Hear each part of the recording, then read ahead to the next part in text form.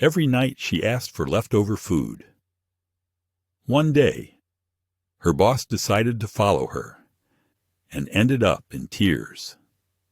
What happened next will break your heart.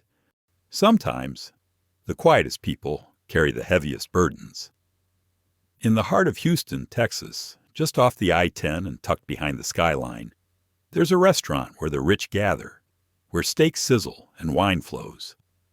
It's the kind of place where deals are made, fortunes exchanged, and nobody notices the woman with a mop.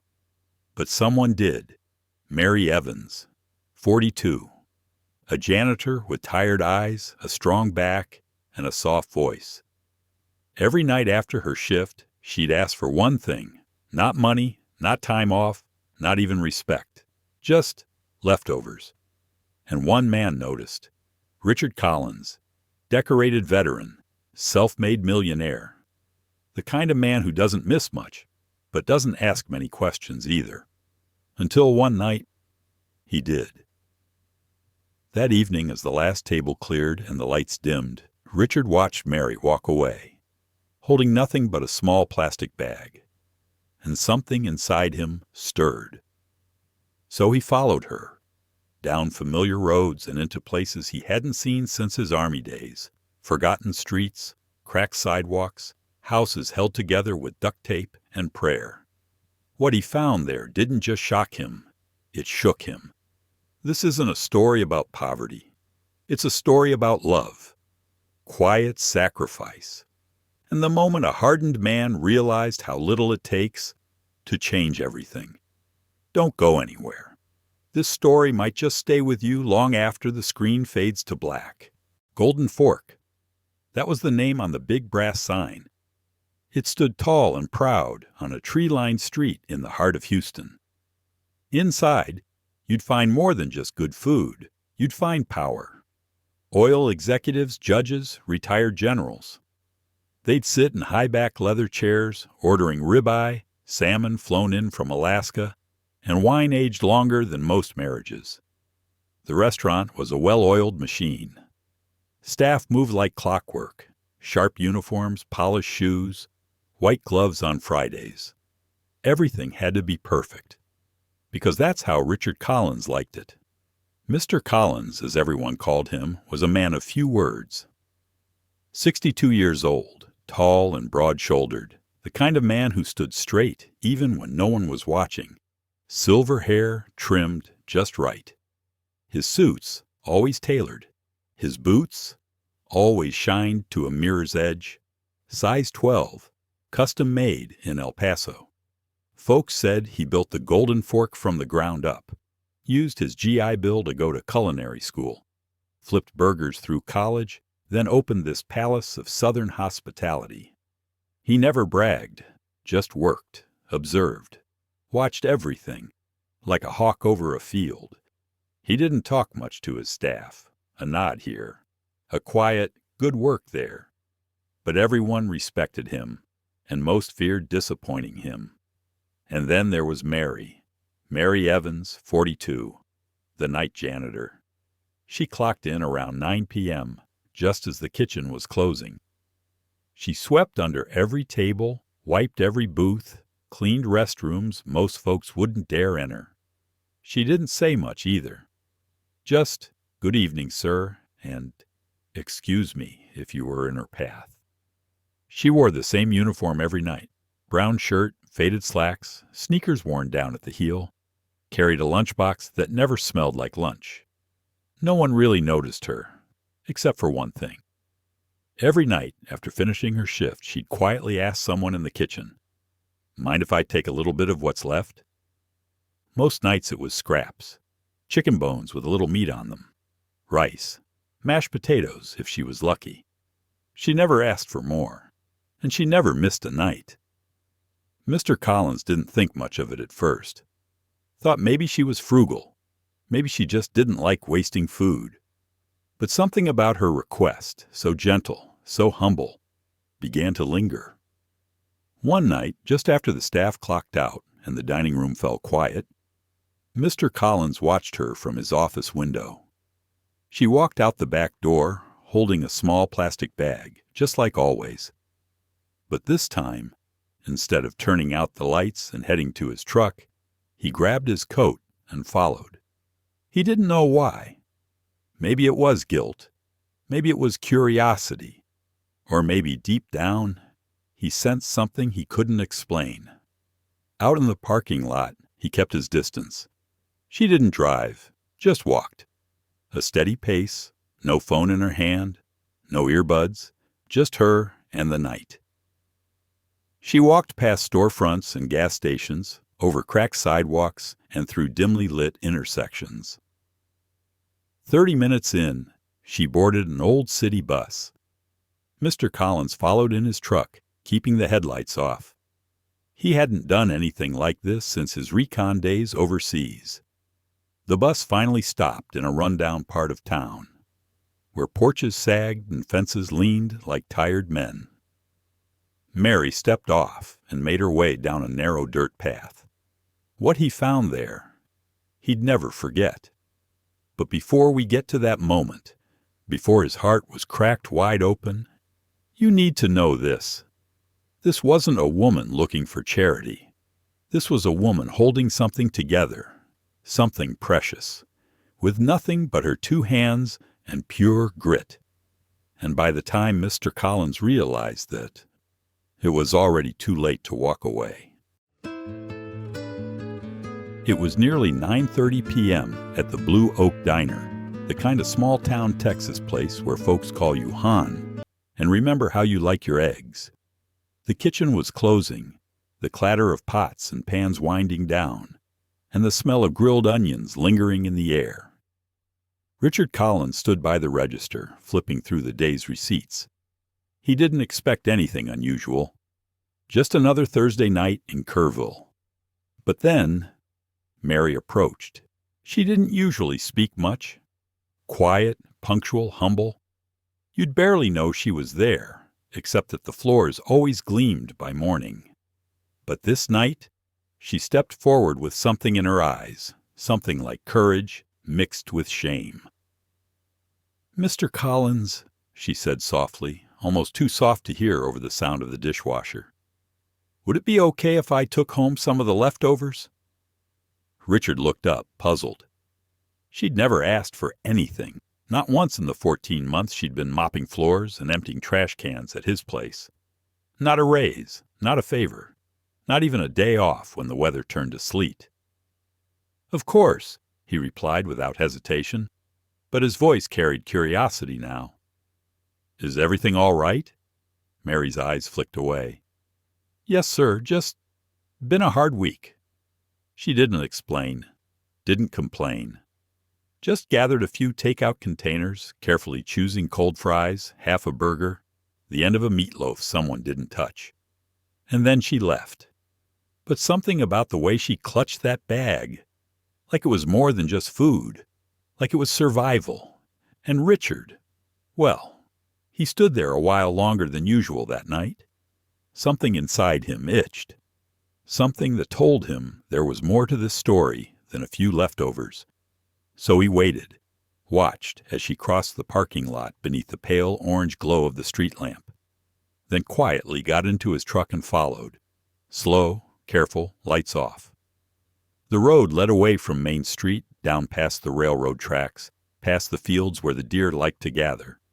She didn't go far, maybe 3 miles, give or take. And then she stopped. Richard parked down the street, heart thudding louder than he expected. He wasn't sure what he was doing. Maybe it was just nosy curiosity, maybe guilt, maybe instinct. But what he saw next, he'd never forget.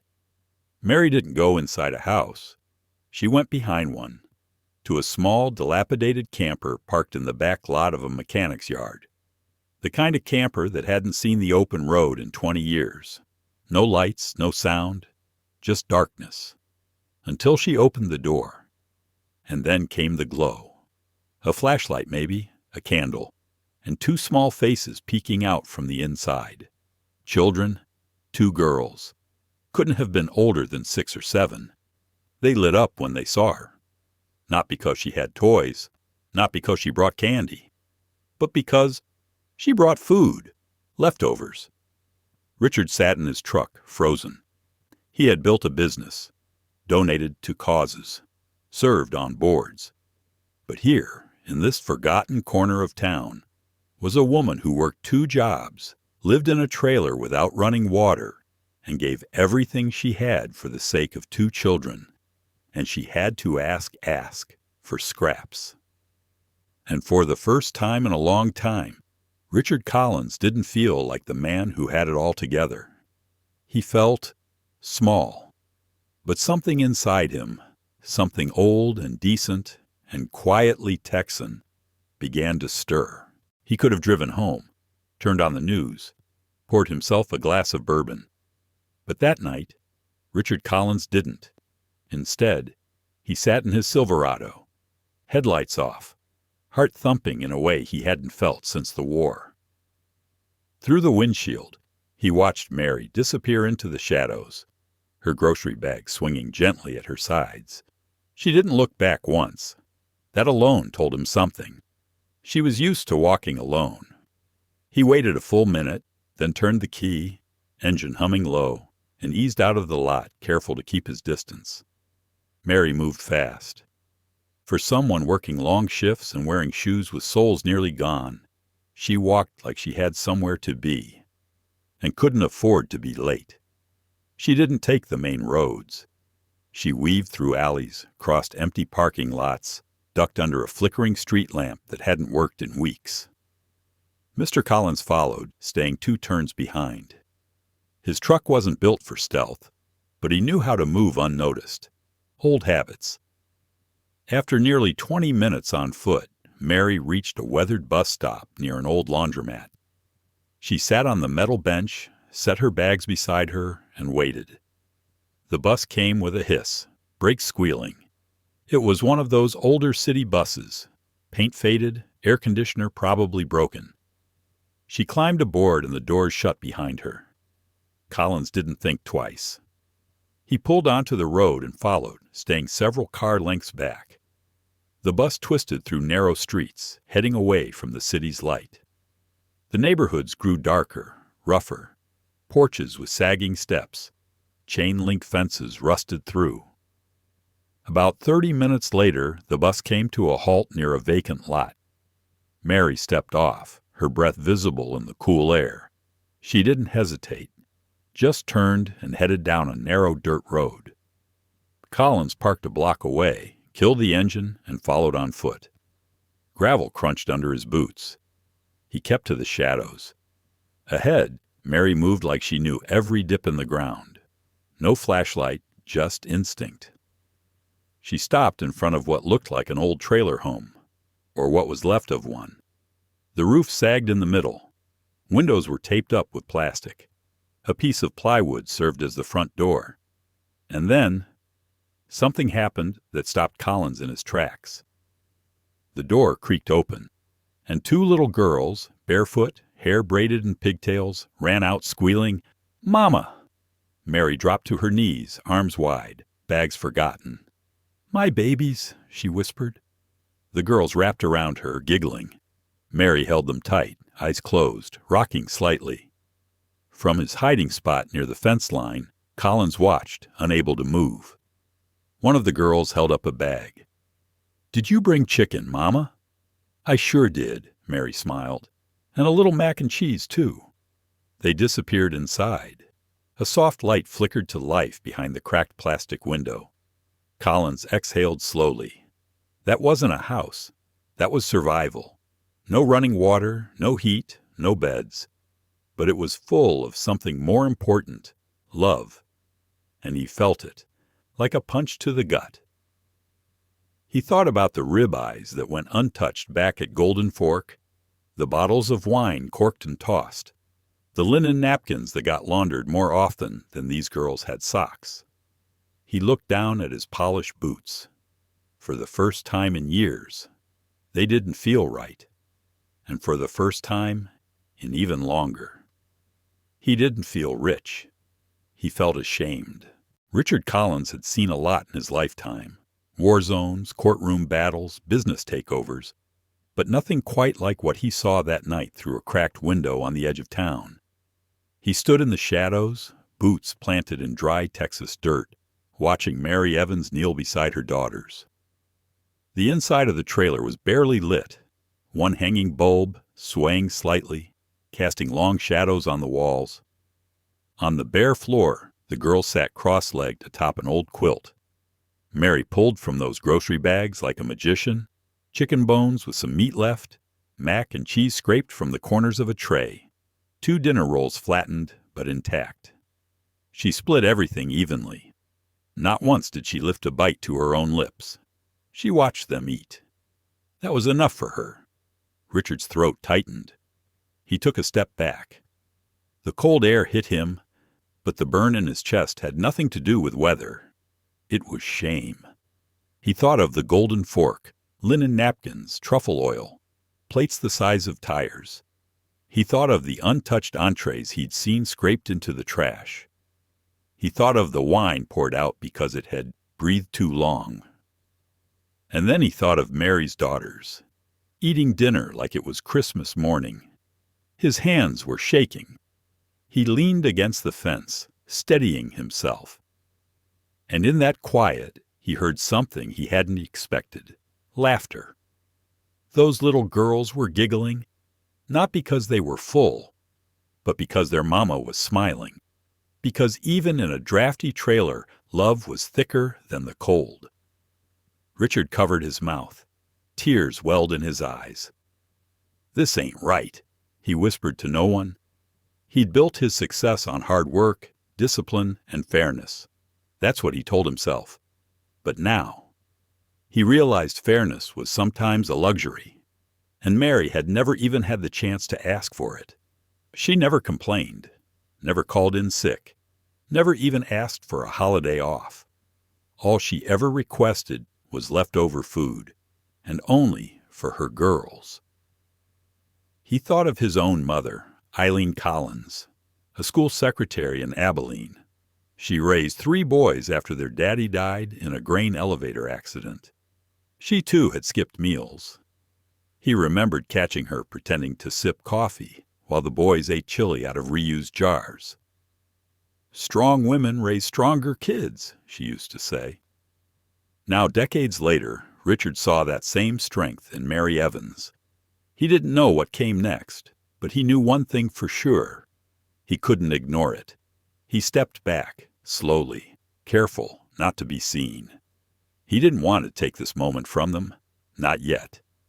Back in his Silverado, he sat a long while, eyes on the windshield but mind somewhere else. He didn't turn the radio on, didn't touch his phone. He just drove home in silence, guided not by GPS, but by something deeper, a knowing, a call. That night, Richard didn't sleep. He lay awake, staring at the ceiling fan spinning slow and steady. The house was quiet, the sheets warm, but his soul was restless. By dawn, he'd made up his mind. There would be no meetings that morning, no golf, no finance calls. Because when a man sees something that stirs his soul, he either acts or he forgets who he really is. And Richard Collins was not about to forget. Morning broke over Houston with a soft orange glow, but Richard Collins had been up long before the sun. Coffee in hand, suit still hanging untouched in his closet, he sat at the kitchen table staring at a blank legal pad. No business notes, no new menu plans, just one name, Mary Evans. At 8 o'clock sharp, he walked into his office at the Golden Fork. Didn't stop to shake hands, didn't greet the chefs, just one order. "Get me Sheila from HR now." Sheila, a no-nonsense woman with glasses too large for her face, arrived minutes later with a notebook in hand. "We need to raise wages," Richard said without preamble. "Effective immediately." Sheila blinked. "Sir?" "Everyone in janitorial, kitchen support, dishwashing. Start with $18 an hour. Nobody leaves hungry, nobody." "Yes, Mr. Collins," she said, eyes wide. "Anything else?" "Yeah, I want to meet with Mary Evans, alone." He sat behind his desk, hands folded, waiting. The walls around him were lined with awards, newspaper clippings, framed 5-star reviews. But none of that mattered now. A knock came. Software. "Come in." Mary stepped in cautiously. Same brown uniform, same downcast eyes. "Morning, sir," she whispered. "Sit down, Mary." She did, carefully, like the chair might break under the weight of uncertainty.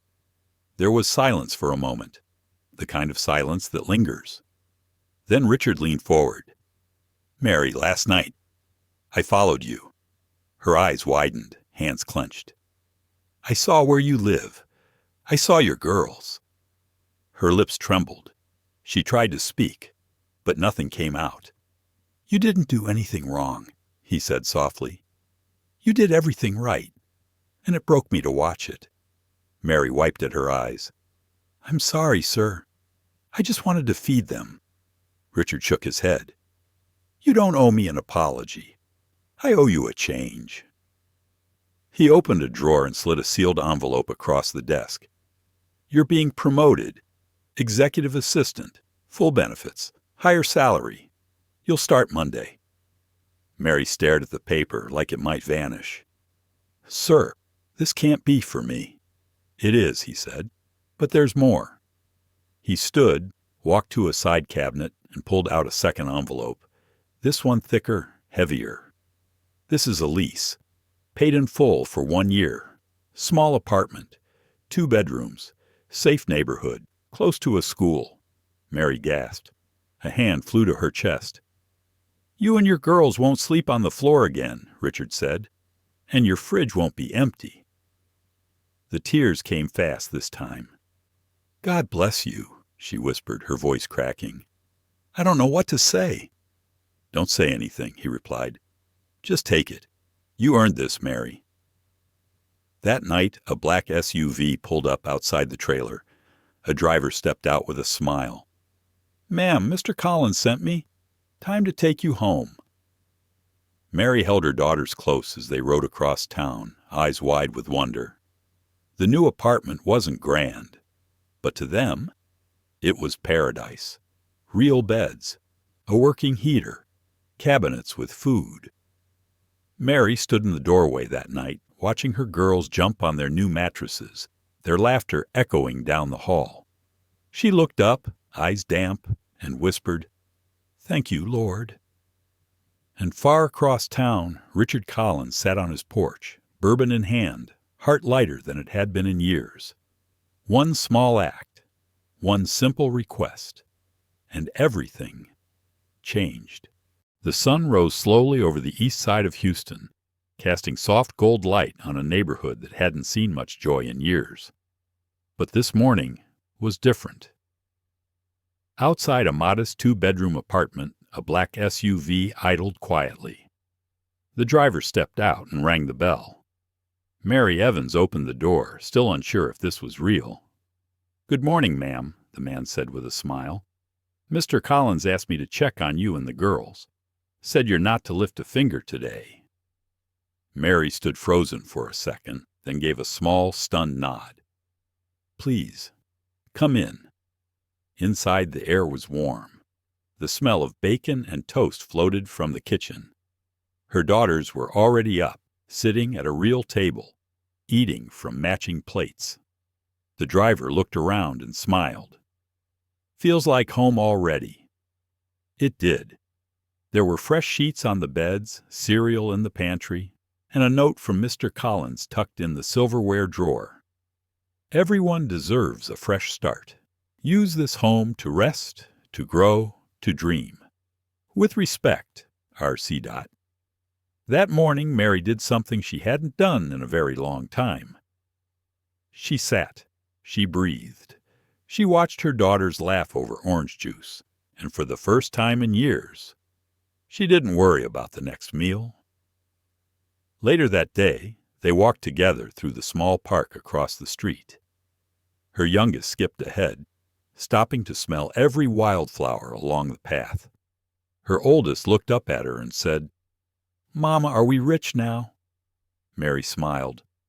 "No, baby, but we're safe, and that means everything." That night, after story time and prayers, the girls curled up in their own beds, pillows fluffed, blankets tucked. Mary stood in the hallway, just watching. She didn't feel like a charity case. She didn't feel ashamed. She felt seen, respected.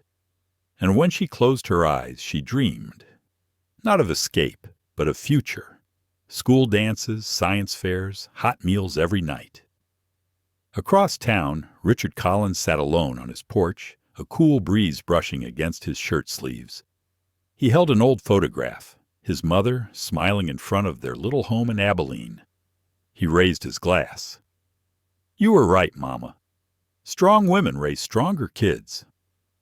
The next morning at the Golden Fork, things looked the same on the outside. White tablecloths, valet out front. But inside, something had changed. There were new rules. No food wasted. Staff meals cooked with care. A new bulletin board titled Home Stories, where employees could post pictures of their families, share goals, and celebrate milestones. And in the back office, Mary Evans now sat behind a desk, typing invoices, scheduling deliveries, managing vendor calls. She wore a soft blue blouse and slacks, her hair neatly braided. But more than anything, she wore pride. She was no longer invisible. And Mr. Collins? He stopped by her desk every morning now, not to check up, just to say, "Good morning, Mary." And she'd smile, every single time. Because sometimes the world doesn't need grand speeches or miracle cures. Sometimes it just needs someone to pay attention, someone to see past the uniform and into the heart. This wasn't the end of Mary's story. It was the beginning of a new chapter. One written not in fear, but in hope. And for Richard Collins, it was a reminder that even late in life, a man can still change, still grow, still choose to do the right thing, no matter how long it takes. Sometimes in life, the quietest people carry the heaviest burdens, and sometimes it takes just one act of quiet courage, like asking for leftovers, to stir the soul of someone who never knew what true hardship looked like. Richard Collins thought he had seen it all. Big contracts, busy schedules, polished shoes, and $100 steaks. But it wasn't until he followed Mary Evans home that he truly saw for the first time. He saw two little girls light up over scraps of cold rice. He saw a woman give away her own dinner without a second thought. He saw strength, not in a corner office, but on a cold tile floor, where love, not wealth, held the family together. Folks, this story isn't just about a janitor and her boss. It's about us. It's about looking a little closer at the people we pass every day, maybe at the diner or the gas station off Route 183. Those faces we barely notice, yet who carry entire worlds of quiet resilience inside them. What would have happened if Richard had driven off that night? If he told himself, "It's not my business," or "She's probably fine"? Well, he would have missed the moment that changed not only Mary's life, but his own. We live in a world where it's easy to turn away, easy to scroll past, easy to assume someone else will care. But sometimes, just sometimes, the heart is stirred by a whisper, not a shout. So I ask you this, dear listener. When was the last time you truly saw someone, not just looked at them, but saw their pain, their effort, their quiet dignity? Because the next Mary Evans may be standing behind your grocery counter, serving your coffee, or sweeping your church floor. She's not asking for much. Maybe just a little kindness, a warm smile, a moment of your attention. Richard gave that moment, and it changed a life. But more importantly, it changed him. And in a world so hungry for compassion, that kind of transformation, well, that's worth more than any paycheck. So if this story stirred your heart even a little, don't let it end here. Share it. Talk about it. Let it remind you that the greatest acts of grace often come from the most unexpected places. Because sometimes what looks like a small request is really a silent cry for hope. And sometimes the greatest power we hold is the choice to listen. If there's one thing this story reminds us, it's this. You never truly know what someone's carrying until you walk behind them a while. Mary didn't wear her struggles like a badge. She wore them like most folks do, with silence, with pride, with a tired smile that said, "I'll be all right." But behind those quiet eyes were two hungry girls, a cold trailer, and a mama doing miracles with nothing but scraps. And Richard, he had money, power, status. But he'd lost something, too, until he saw through the window of that broken-down home. It wasn't just about giving. It was about seeing. And Lord knows, the world doesn't need more noise. It needs more people who notice. So the next time someone asks you for a little, don't just ask what they need. Ask why. Because kindness isn't about charity. It's about connection. And sometimes, when you open your eyes, you just might open your heart too. If you were in Richard's shoes that night, watching a struggling mother give everything to her children, what would you have done? Have you ever witnessed quiet strength like Mary's in real life? Share your thoughts below, and let this story reach someone who might need it today.